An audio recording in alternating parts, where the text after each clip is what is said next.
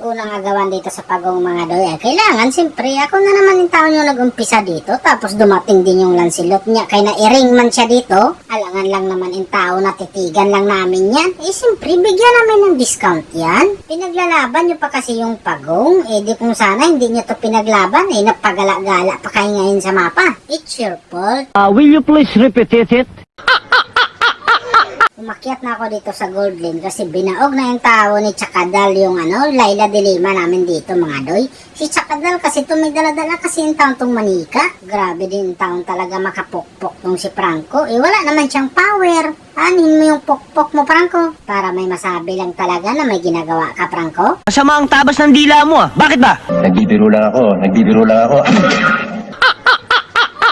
Nahatak pa yung taong talaga yung pusa namin dito. Kaya pinasok ko rin yung dito para sa mga doy.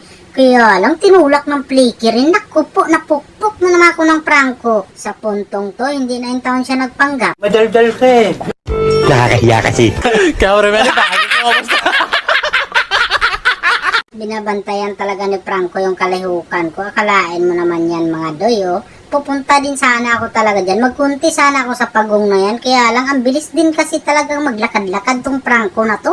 Naku po, nandito na yung Lancelot. Kaya pinabayaan ko na yan mga doy. Binigay ko na sa kanya yung pulang mananap na yun. Kaya sa puntong to, tinago ko muna yung sarili ko sa tanglad mga doy. Kasi itong parsa na to, kanina pa to sobrang kulit talaga nito. Kaya dito sa puntong to, nagkaroon ako ng pagkakataon mga doy.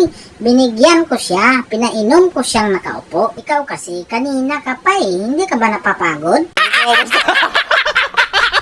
Aba, ginaya din yung taon ako ng parsa mga doy. Tinago din niya yung sarili niya sa tanglad.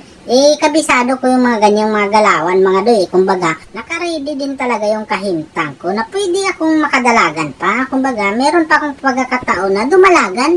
Kaya dito sa puntong to, dahil maliit yung kahimtang ko mga doy, tamang paniid na lang ako sa kalihukan nila.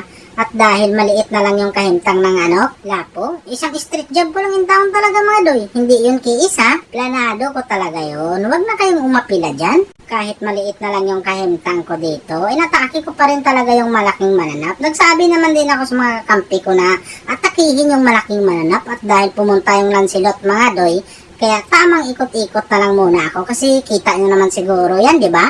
Yung kahintang ko, maliit na lang talaga. Pero yung retrihan mga doy, aking talaga yan. Planado ko rin talaga yan. Baka Kinchin Gamer to. Galingan tsamba mo, malakas eh. Turi lang naman sana talaga pakay ko dito. Kaya lang yung para sa mga doy, nag-ultimate sa aking harapan. Kaya wala akong ibang no choice. Binigyan ko na naman siya. Kasalanan mo yun para sa bumuka ka sa harapan ko Natikang kang katuloy. Bakit ko kamusta? Pangalawang labas ng malaking mananap mga doy, siyempre, makipaglaban na naman yan sila dito. Ang malaking tanong na lang dito, kung kaya rin ba silang ipaglaban sa pinaglalaban nila? O anong nangyari doon sa pinaglalaban nila mga doy? Hindi sila kayang ipaglaban? Sus Mariusip, silang silot na lang pala yung tao na tira, kaya ang ginawa ko mga doy, binigyan ko na lang discount para happy ending. Magkasama na silang 5. Kaya dito, narinig ko na naman yung victory!